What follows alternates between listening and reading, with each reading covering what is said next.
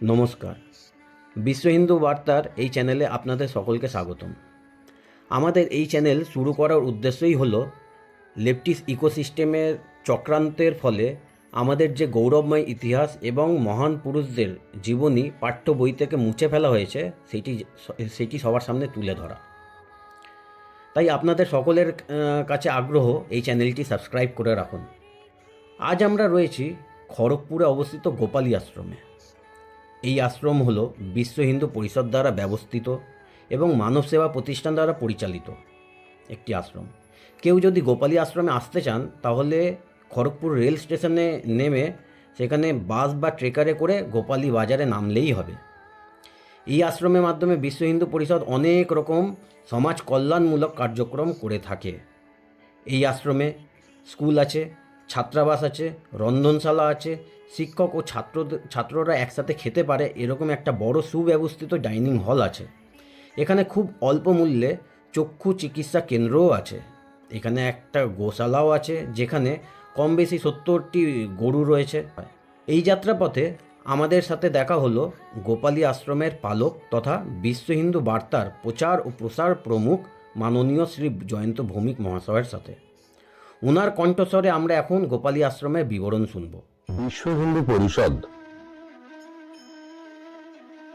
তৎকালীন সময়ে পশ্চিমবঙ্গ, আজকের তারিখে দক্ষিণবঙ্গ প্রান্তের মেদিনীপুর জেলায় খড়গপুরের লাগোয়া গোপালী অঞ্চলে বিশ্ব হিন্দু পরিষদের দ্বারা ব্যবস্থিত মানব সেবা প্রতিষ্ঠানের একটি দাতব্য প্রতিষ্ঠান এই গোপালী আশ্রম।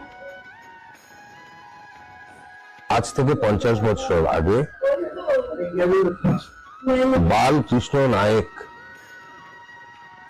বিশ্ব হিন্দু পরিষদের বিশিষ্ট কার্যকর্তা, পরবর্তী ক্ষেত্রে সর্বভারতীয় স্তরের কার্যকর্তা,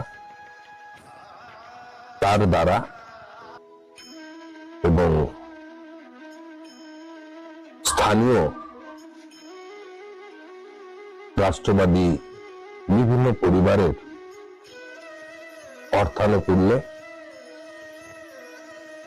তাদের সহযোগিতায় ভূমিদাতা ভঞ্জ পরিবার তাদের ঐকান্তিক প্রচেষ্টায় গোপালী আশ্রম গড়ে উঠেছিল। তিলে তিলে গোপালী আশ্রম ছোট থেকে বড় হয়েছে। একটি সময় শুধু একটি মাত্র মন্দির দিয়ে যার যাত্রা শুরু হয়েছিল,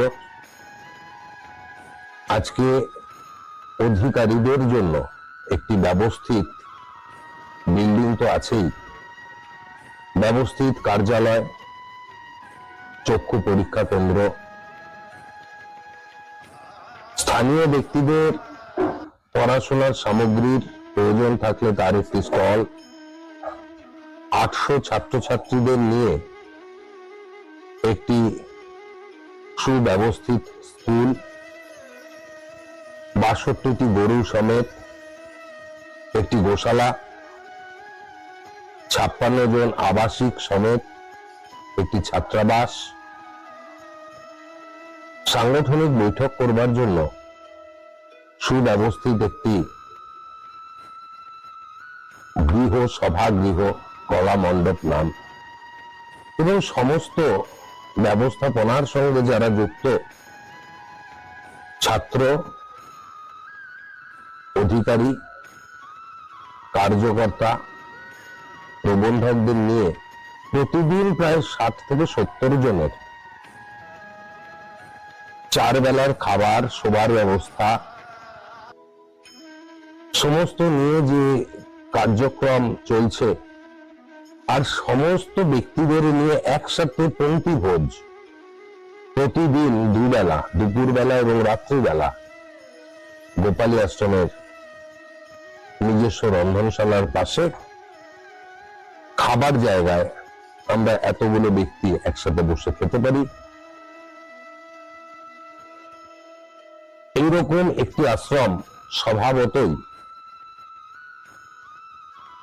খড়গপুর এবং তার পার্শ্ববর্তী অঞ্চলে একটি প্রভাবী আশ্রম, যেখান থেকে ভারতবর্ষের চিরায়ত সংস্কৃতি, চিরকালীন পরম্পরা এবং ভারতের জাতীয়তাবাদের যে ব্যাপ্তি আর তার সেই বিস্তারের সক্রিয়ভাবে সমাজের বুকে প্রভাবের সাথে অংশগ্রহণ গোপালী আশ্রমের করে যাওয়া উচিত। 50 বছর ধরে চলেছে একই কর্মকাণ্ড, আর তার পাশাপাশি আগামী দিনের সমাজ কিভাবে গোপালী আশ্রমকে গ্রহণ করেছে, আজকে একটি কার্যক্রম ছিল, আপনারা সকলে দেখেছেন। সমগ্র সমাজ এখানে একত্রিত হয়ে সংযুক্তের আকারে সকলের সহযোগে গোপালী আশ্রমের অগ্রগতি সামনেও থাকবে, এটুকু আমরা বলতে পারি। पुष्टिवर्धनम् उर्वारुकलिकवर्धनम्